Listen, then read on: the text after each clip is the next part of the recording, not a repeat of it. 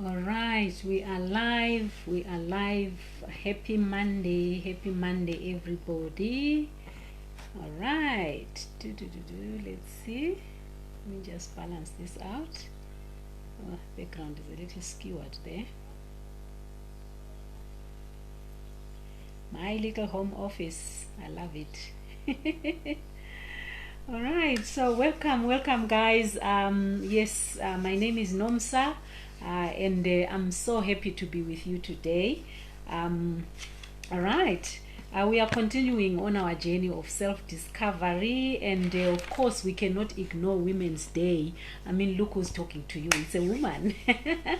All right, I hope you had a happy Women's Day. I hope you are having a happy Women's Month, because the month of March is generally known as the Women's Month. And yeah, I was looking, I just checked it up on the internet to find out what was the theme for the day, what was the theme for the 2020. Hi Noxie.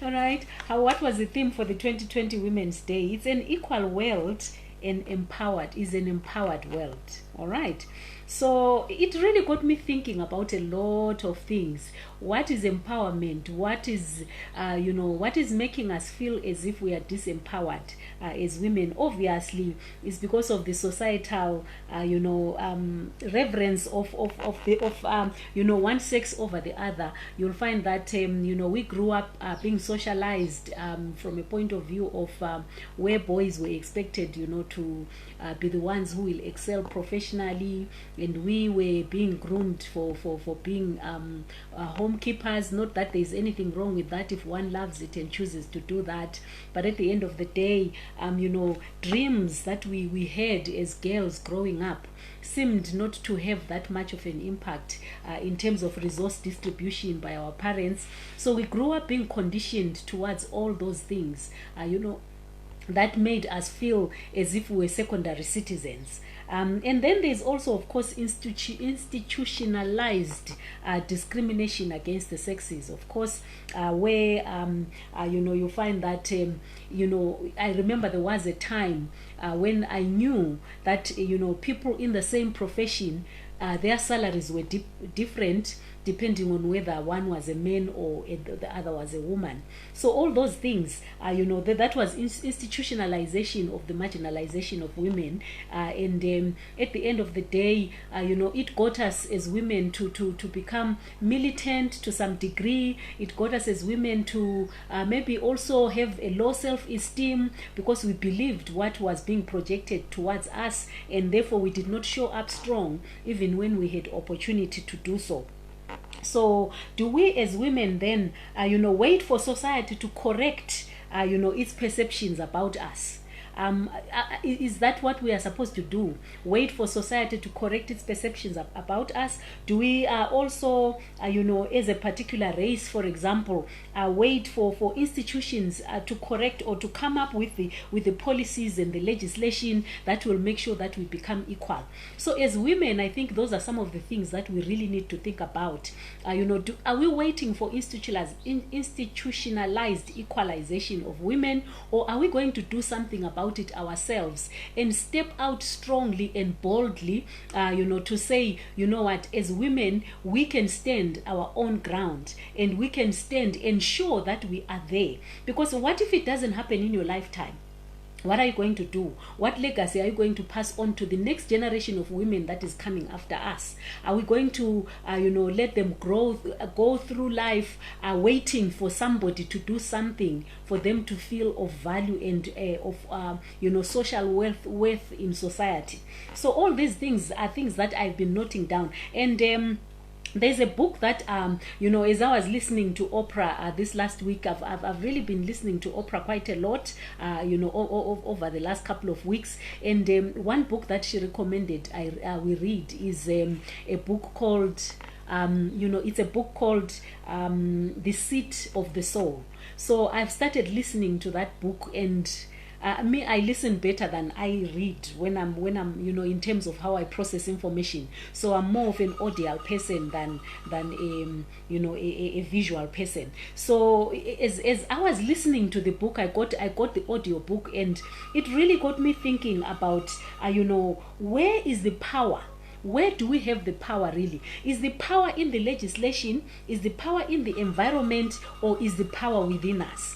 And as I was, opening my mind and learning there, I realized that while there is definitely there is need, for legislation to change. There is need for institutionalization to be removed, of discrimination of women. There is a lot of need. So advocacy is needed in those areas. Advocacy is needed, definitely. And we appreciate those organizations that are advocating for these things to change within society, within our families, shifting mindsets, even of families. But then, when you look at it, we are looking at the outside forces only. How about looking at the woman from inside? How do you as a woman perceive yourself? How do you as a woman look at yourself? Are you looking at yourself as a victim? Are you saying, if the laws don't change, therefore I'm never going to excel as a woman? Are you saying, if people don't change their perceptions and their attitudes towards women, I'm not going to change as a woman? I'm not going to show up strong and be somebody who stands up for what I believe, and be somebody who performs to the level of excellence that I know I am capable of. So the power is in our individual perception of who we are. And if you perceive yourself as a victim, you are going to go through life, shortchanging yourself, shortchanging the world of the best person that you are supposed to be. So basing our show up in life, with what other people perceive us to be, or with what the law is saying we are, at the end of the day, we are limiting our potential. We are limiting who we can be and the impact that we can have on the society. So it's important for you to know who you are for yourself, before you even look at what the law says about you, before you even look at what somebody else thinks about you. Much as we know, yes, we can be disadvantaged, especially, for example, if a girl child is growing in a home and she is being deprived of going to school because the parents will not pay school fees simply because she's a girl child. There's nothing she can do about that at the present moment. But what is important is that when that level of consciousness rises in that young lady, she needs to see powerful women out there who are showing up and standing out and really showing that circumstances, background, everything else that has happened to us does not really define who we are. It does not define where we are going to end. Oh my goodness, these notifications. All right. So at the end of the day, it's important for us to know, for example, I look at, read about the story of a lady called Tererai Trent. That's where you will realize that it's who you think you are and what you want to achieve that is going to get you to where you want to go. So at the end of the day, once we know who we are and we show up as those people that we know, maybe some of us, we can say, all right, what about the subconscious mind? Because we know we have a conscious mind that deals and reacts to the circumstances that we are in right now. But we also have the subconscious mind, that mind which has been programmed, to react or to think without even thinking. For example, I will give you a very, very good example. When I was married, I cannot ever claim that my husband was someone, or my ex-husband was someone who would limit me in terms of what I could do. He allowed me to pursue anything that I wanted to do without any restrictions whatsoever. But for me, ingrained in my mind was, you cannot earn more than your husband. You cannot be more successful than your husband. You cannot shine brighter than your husband. Who said that? It wasn't him who said that, but it was me who was telling myself that simply because of the programming and the subconscious, conditioning that I had grown up with. So sometimes we need to understand that it's not really the barriers that are there, even though sometimes you can come across situations which are very real, and I'm not downplaying them in any way, where men are actively oppressive of women. But you will find that there are women who, when they are given the platform, they will still retreat to their shell, simply because they don't have the confidence to step out and occupy the size of the platform that they have been given. That's exactly what I was doing with myself, restricting myself from shining as bright as I should have, restricting from myself from even advancing in my career as fast as I should have, even though I did not have a man. The most important man in my life at the time was not restricting me from shining, was not restricting me from getting to where I wanted, but the social conditioning that I had. So those are some of the things that we also need to be looking at, to say, much as we as women are looking at the perceptions, addressing the perceptions that society has of us as women, addressing what the legislative environment is saying about us as women. When we are given the platforms to shine, do we shine as bright as we ought to shine, or are we letting that social conditioning restrict us from taking on the platform? So program your mind, reprogram your mind. If you realize that, wow, I'm being given opportunities, but I'm not exploiting them simply because my mental conditioning is telling me that I should restrict or I should restrain myself because I'm a woman, or I should not speak loudly because I'm a woman, I should not shine because I'm a woman, then the limiting factor is not the environment, because now you've been given the platform, but you are not shining as much as you are. All right. I look at our industry, the industry where I am. Women constitute more than 87% of the population of people who do the business that I do.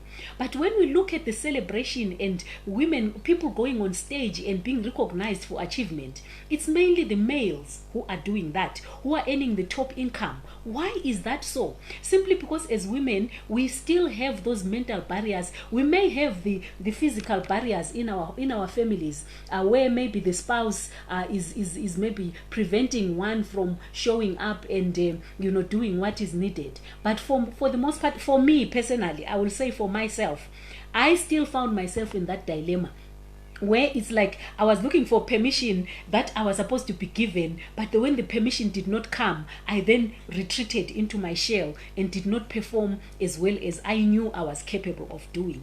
So all those are the mental prisons that we may find ourselves in, which may restrict us from showing up strong as women. So how do you do that? We are going to deal with that on the next live that we are going to do, so that we really find out how can we then reprogram our minds. How can we then as women, not only as women but as individuals, but really my target, my passion is to impact women's lives. My passion is to say, you know what, girls, let's step out. Ladies, let's show up strong. Let's be there, and let's be women of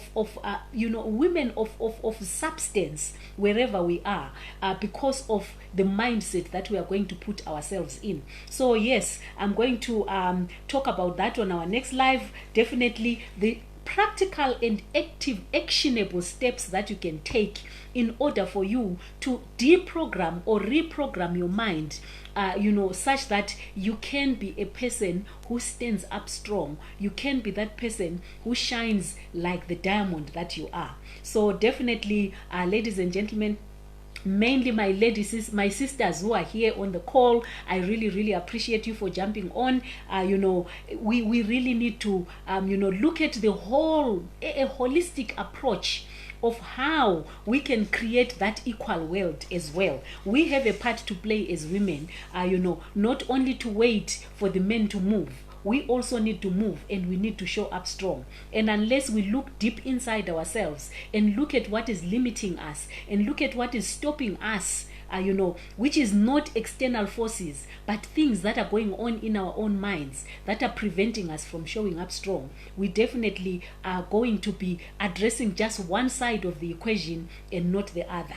There are many variables in this equation, and let's address what we have control over, which is our thought processes, which is how we show up, which is how we believe and think about ourselves. Thank you so much, ladies. Let me see. Okay, we had Noktula Bebe, we had Tandika Ncube, Stembile Ngwenya, and then we also had Sandy. Thank you so much, Tandika, for your comment. So ladies, let's tag the ladies that we believe need to see this video, so that they also we can all be on the same page as we grow ourselves, as we transform ourselves into these super amazing women that we ought to be. Have a brilliant day, and God bless you.